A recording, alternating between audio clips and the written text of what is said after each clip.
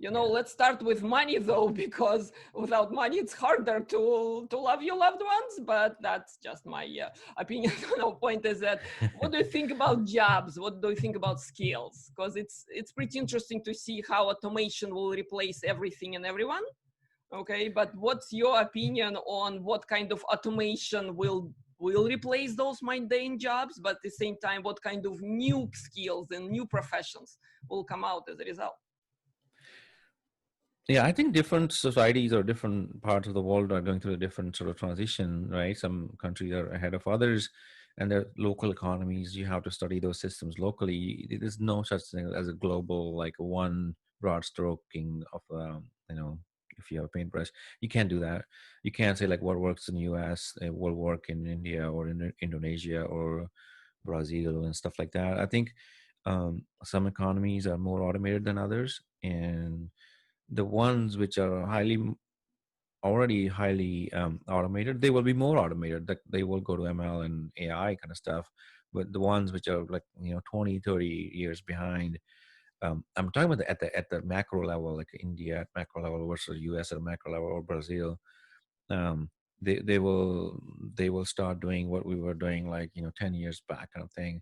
Of course it looks like that we are at parity level, at big business level, corporation level, but when you go to the next level down, so the mid economy, or those small and medium businesses in all these countries, they still have to catch up, and that makes the bulk of jobs in these countries, by the way. Mm-hmm. So in any country actually.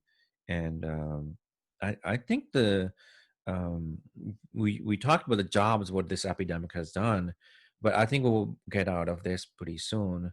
And the one thing, actually, I, being economist at heart and technologist as by profession, is that I think this thing will be over soon. Let's say even if it takes a year, right? And we are injecting a lot of money into economy, and and that injection has side effects, right?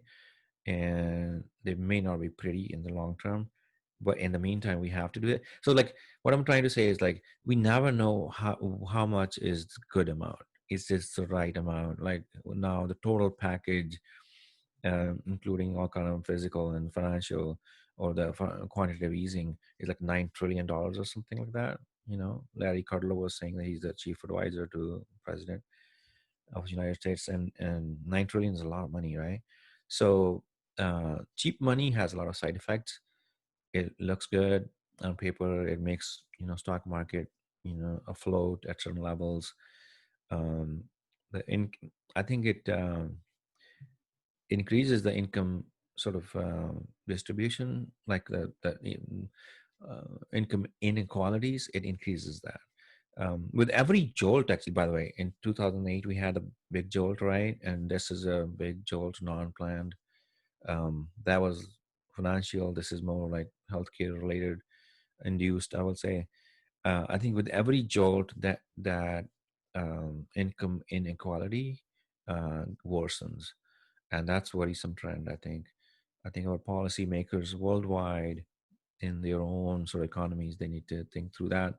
Like, how can we make sure that the people who are left behind, or not well to do, can be lifted up, because that trickle down theory behind capitalism is kind of falling apart a little bit, because of the greed from the corporations. And yeah, I can talk about this topic for hours, but the gist is that the policymakers and the regulators need to be on top of things, I think, during these times. I mean, this is an election year. Don't let the sort of greed to win to dictate your uh, money infusion, because that, like, you want to look good to the voters, but yeah, so do the right thing. I, I think leaders need to lead, not just plan to win, I guess.